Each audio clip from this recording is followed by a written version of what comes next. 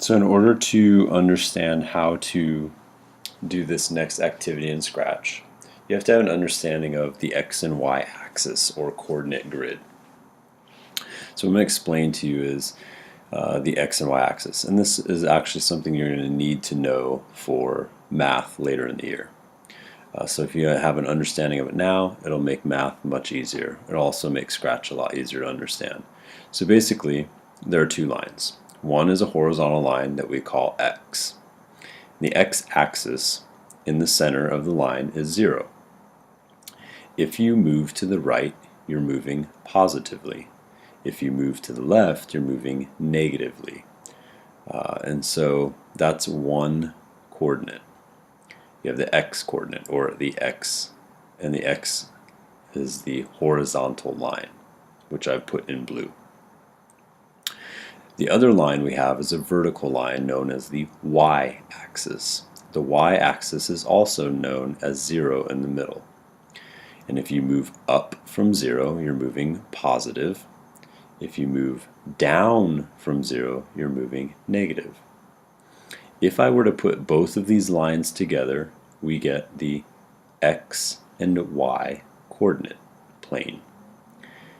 The X-axis is your left and right movement. Your Y-axis is your up and down movement.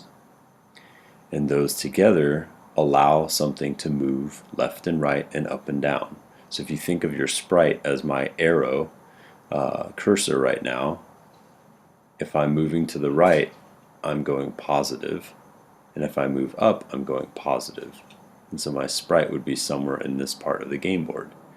If I started over at the origin, which is 0, 0, because I haven't moved left, I haven't moved right, I haven't moved up or down, so I'm at 0.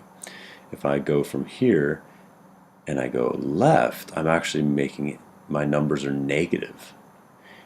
And then if I go up, my Y value is positive, so I have a negative positive. Or I can go negative, go down, which is negative. So this over in this coordinate area, it's negative, negative. Anyway, you need to have an understanding of that because we're going to be using arrow keys to move our sprites left and right and up and down. And so we have to use the coordinate ordered pairs to know where our sprite is and know where it's going to move. The next thing you need to know is what is an Etch-a-Sketch. Some of you may know what it is. You may actually have one at home. You may have played it before. Basically, it's little wheels that turn and put magnetic shavings, iron shavings on a screen. So I'm going to show you a video that gives you an idea of what an Etch-a-Sketch is, because you're going to be programming a Scratch project to basically be an Etch-a-Sketch. So you can draw using your let me get into full screen here. You can basically draw using it. This is an Etch-a-Sketch. I'll play a short, quick portion of this video so you can get an idea of what you're going to be creating in Scratch. Your program is going to do what this person's doing. They're twisting this wheel here and this wheel here to move the drawing up and down, which is your Y-axis, and left and right, which is your X-axis. So watch as they draw and see if you can figure out what it is they're making.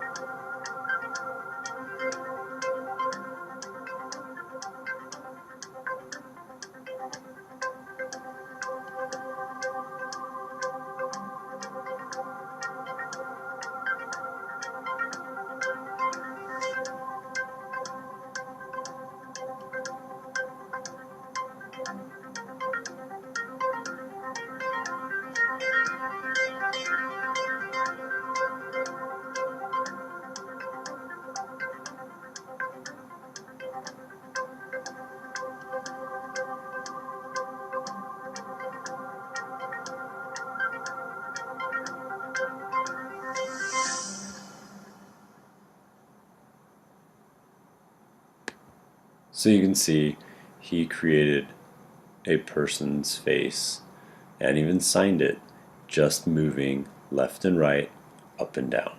You're now going to learn what you need to know in order to create your own Scratch program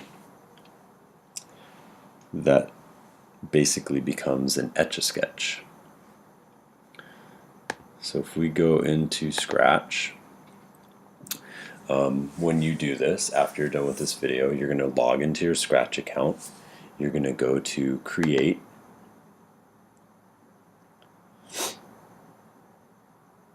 and you're going to first, before you do anything, you're going to make a new title, and you're going to call it Etch-a-Sketch.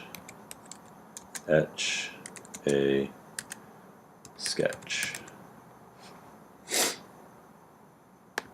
And this time on this project, we're going to keep the sprite, the cat, the Scratch cat, as our sprite, and he's going to be the one that we're going to draw. I prefer that you do not change it; just leave it as it is. And then I'm going to show you first some blocks that you're going to need for this program.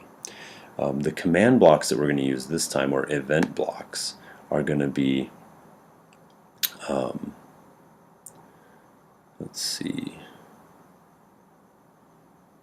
we're going to use the key when key is pressed.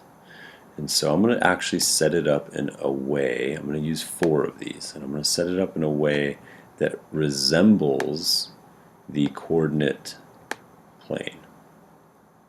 And so you kind of see this is going to be my up movement, this will be my down movement, this one's going to be my right movement, and this is going to be my left movement.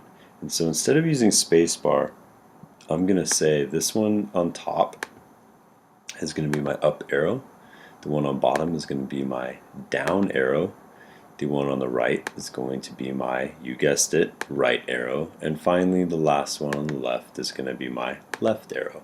And I kind of set them up this way on purpose because I want them to be kind of a visual representation of how they're going to be moved and used.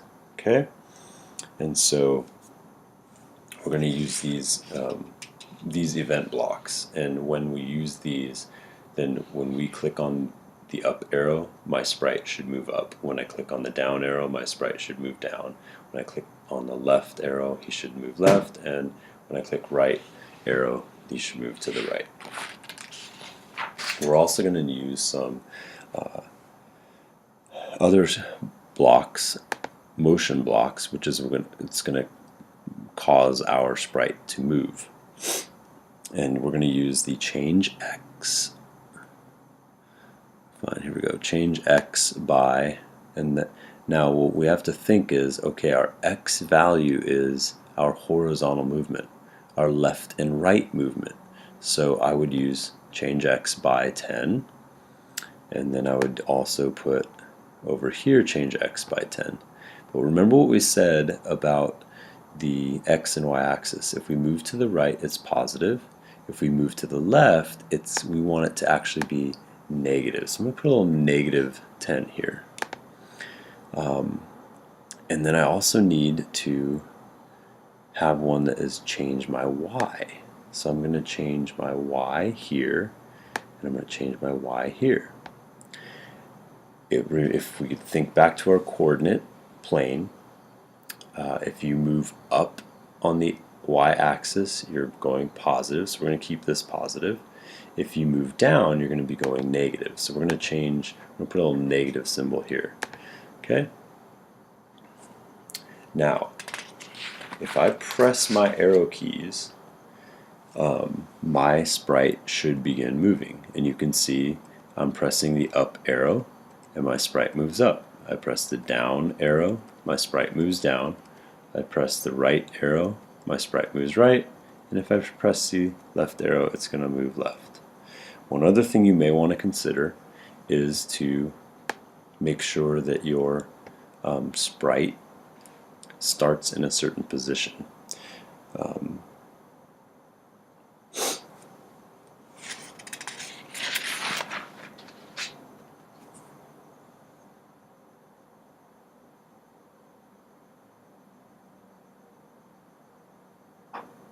And so you can kind of fool around with this once you get it created, and you can change your numbers. Like if I put 100 here, what's going to happen to my cat when I press left? He's going to go much further each time, and then it's going to take me much longer to get back to that. So go ahead and fool around with those, decide on what value you want. I'm just going to leave mine 10, but remember your top number, moving your up arrow should be a positive 10, your down arrow should be negative 10, your right arrow should be positive 10, your left arrow should be negative 10. When you get to this point, I want you to stop. And we'll continue this more tomorrow. Actually, probably on Wednesday when I get back. So go ahead and you can stop this video and then log into Scratch and set up your up arrow, down arrow, right arrow, left arrow. Make sure you use change X by, change Y by, change X by, change Y by. Change Y should be your up, up and down. Change X should be your left and right. Okay? Go ahead and get started.